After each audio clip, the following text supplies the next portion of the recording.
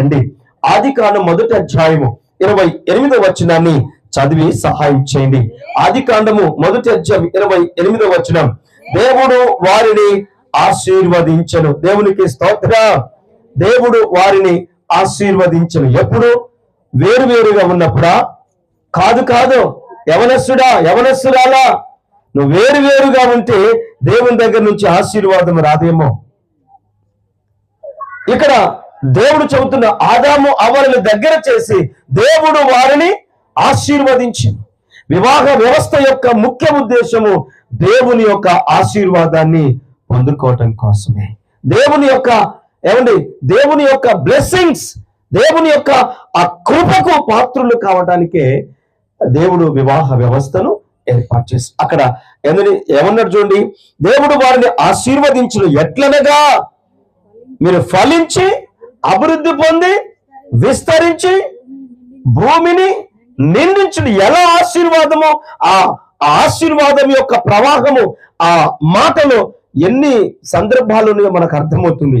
ఒకటి ఏంటంటే ఎట్లనగా మీరు ఫలించాలి. మొట్టమొదటి ఏంటంట ఫలించాలి. ఆ ఆశీర్వాదములో ఉన్న మొట్టమొదటి పాయింట్ ఏంటంటే ఫలించాలి. రెండవది అభివృద్ధి పొందాలి. మూడవది విస్తరించాలి. నాలుగవది భూమిని నిందించాలి. హల్లెలూయా. ఈ ఆశీర్వాదము కొరకు దేవుడు వివాహ వ్యవస్థను ఏర్పాటు చేశాడు.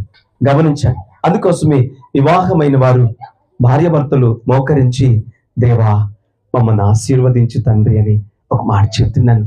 పెళ్ళైనప్పుడు పెద్దల చేత ఆశీర్వాదం తీసుకోవాలని కోరుకుంటారు.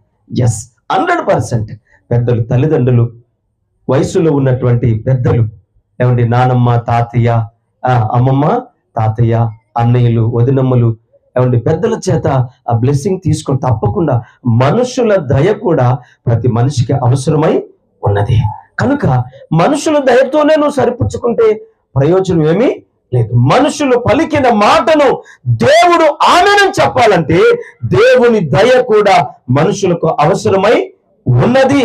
కనుక దేవుని బ్లెస్సింగ్స్ ను కోరుకోవాలి. దేవుని యొక్క ఆ బ్లెస్సింగ్స్ ఎప్పుడైతే భార్యాభర్తలు కోరుకుంటారో ఖచ్చితంగా ఆ ఉన్నటువంటి ఆ 4-5 అంశాలలో మీరు అభివృద్ధి చెందుదురుగాక. కాబట్టి వివాహ వ్యవస్థ దేవుడు ఎందుకు ఏర్పాటు చేశాడంటే మీరు ఆశీర్వాదం పొందటానికే. మీరు ఆశీర్వాదం పొందాలా. విడివిడిగా ఉంటే ఆశీర్వాదం కాదు, జత చేయబడినప్పుడే ఆశీర్వాదం. దేవునికి స్తోత్రం. ఇది మొదటి పాయింట్. రెండో పాయింట్ ఏదో చూద్దాము రండి.